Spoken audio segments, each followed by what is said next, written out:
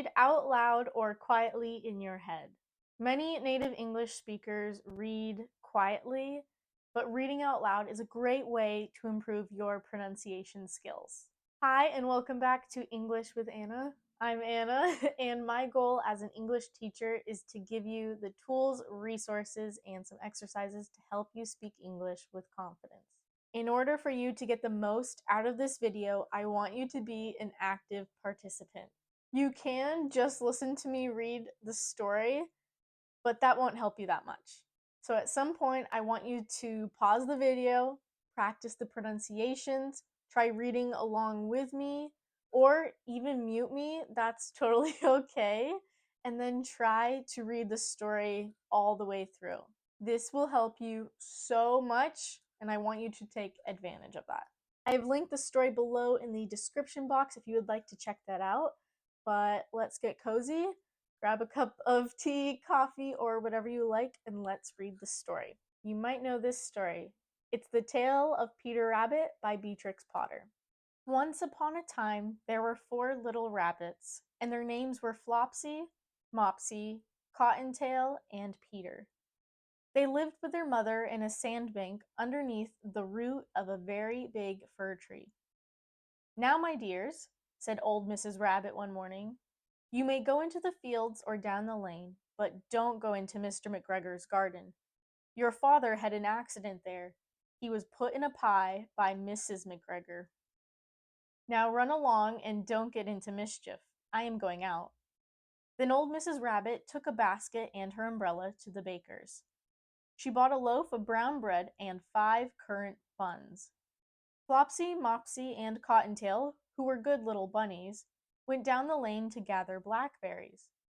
But Peter, who was very naughty, ran straight away to Mr. McGregor's garden and squeezed under the gate. First he ate some lettuces and some French beans, and then he ate some radishes. And then, feeling rather sick, he went to look for some parsley. But round the end of a cucumber frame, whom should he meet but Mr. McGregor? Mr. McGregor was on his hands and knees planting out young cabbages, but he jumped up and ran after Peter, waving a rake and calling out, "Stop, thief!" Peter was most dreadfully frightened. He rushed all over the garden, for he had forgotten the way back to the gate. He lost one of his shoe among the cabbages, and the other shoe amongst the potatoes. After losing them, he ran on 4 legs and went faster, so that I think he might have got away altogether if he had not unfortunately ran into a gooseberry net and got caught by the large buttons on his jacket. It was a blue jacket with brass buttons, quite new. Peter gave himself up for lost and shed big tears, but his sobs were overheard by some friendly sparrows who flew to him in great excitement and implored him to exert himself. Mr. McGregor came up with a sieve, which he intended to pop upon the top of Peter, but Peter wriggled out just in time, leaving his jacket behind him, and rushed into the tool shed and jumped into a can. It would have been a beautiful thing to hide in if it had not had so much water in it. Mr. McGregor was quite sure that Peter was somewhere in the tool shed, perhaps hidden underneath a flower pot. He began to turn them over carefully, looking under each. Presently, Peter sneezed. "Pretty-shoo!"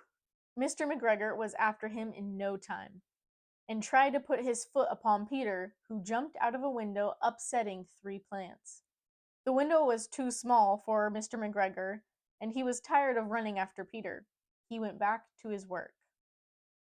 Peter sat down to rest. He was out of breath and trembling with fright, and he had not the least idea which way to go. Also, he was very damp with sitting in that can. After a time, he began to wander about, going lippity-lippity, not very fast, and looking all around. He found a door in a wall, but it was locked, and there was no room for a fat little rabbit to squeeze underneath. An old mouse was running in and out over the stone doorstep, carrying peas and beans to her family in the wood. Peter asked her the way to the gate, but she had such a large pea in her mouth that she could not answer. She only shook her head at him. Peter began to cry. Then he tried to find his way straight across the garden, but he became more and more puzzled. Presently, he came to a pond where Mr. McGregor filled his water cans. A white cat was staring at some goldfish. She sat very, very still, but now and then the tip of her tail twitched as if it were alive. Peter thought it best to go away without speaking to her. He had heard about cats from his cousin, little Benjamin Bunny. He went back towards the tool shed, but suddenly, quite close to him, he heard the noise of a hoe. Scritch, scratch, scratch, scritch. Peter scuttered underneath the bushes. But presently, as nothing happened, he came out and climbed upon a wheelbarrow and peeped over. The first thing he saw was Mr. McGregor hoeing onions. His back was turned towards Peter, and beyond him was the gate.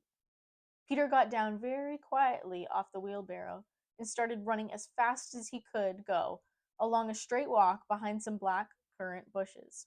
Mr. McGregor caught sight of him at the corner, but Peter did not care. He slipped underneath the gate and was safe at last in the wood outside the garden.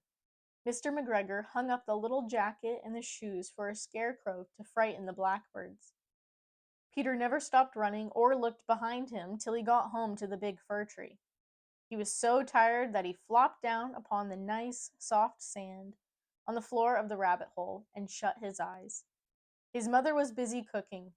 She wondered what he had done with his clothes. It was the second little jacket and pair of shoes that Peter had lost in a fortnight.